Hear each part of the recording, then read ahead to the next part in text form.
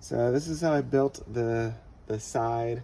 I mean, this is all on the Reflectix, but on the back end, I use like just like a little bit of foam and just figured a full roll of duct tape. And this is just like all duct taped on behind it after I ripped out all the plastics. And this added a substantial amount of space, because if you look in your van, right here, all you have is one cup holder and one little box right here with the plastic on it. And all this is almost like wasted space in the back, and this is wasted space, and this is like pretty much all, even back in there, it's like more wasted space. But to get this, I've kind of had to like eye this out. I mean, I believe this is a 40, I thought this was a full sheet of plywood, but looks like it was about 40 inches tall. And I think I just cut a square 40 inches and just had to really eye out like this kind of curve and try to figure this out the best I could.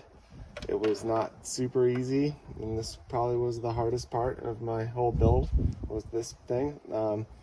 To hold it onto the wall, there's tons of bolts where you took out, there's just there's random bolts all over the place, and I use those brackets going throughout the entire build. There's brackets all over it to hold this on. I think there's a bracket here, there's a bracket here, there's a bracket here, there's a bracket here, there's a bracket here, and then there's a bracket on the bottom corner. And this thing is like super solid. You can shake the whole car with it. You can't even see out of this window on the driver's side. I'm not sure. I think we're just gonna use like some mesh or something to make that work in the long run. And then I just kind of cut these out to fit. But it was a little bit difficult to get these shelves in right, and to get them to the right depth. And so it was tricky. It did take me like 3 days to figure out this whole thing and get it right. So there is that. This is just like a piece of, again, like kind of like masonite kind of stuff, just like tacked on and painted.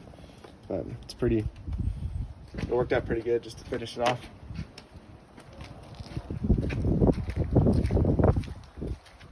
And then the heater runs out. The heater comes in here because I want the heat to blow ultimately up here, because if I have anything drying out, like it's going to be drying out in the front, and I don't want it blasting us with heat.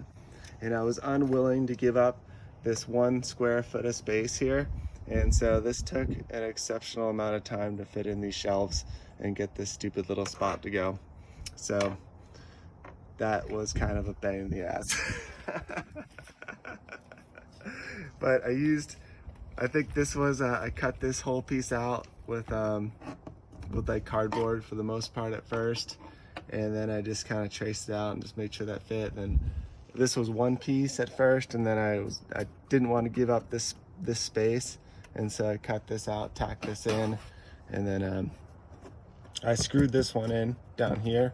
That way, if I can get to the heater, if this comes disconnected for some odd reason, I can at least unscrew this. And these are just using like furniture tacks up here to like tack this on. And I couldn't quite get it perfect, but it is what it is. There's no back on the front one. It's just duct tape in the back. This one has kind of a back on it, so stuff wouldn't fall all the way down in there.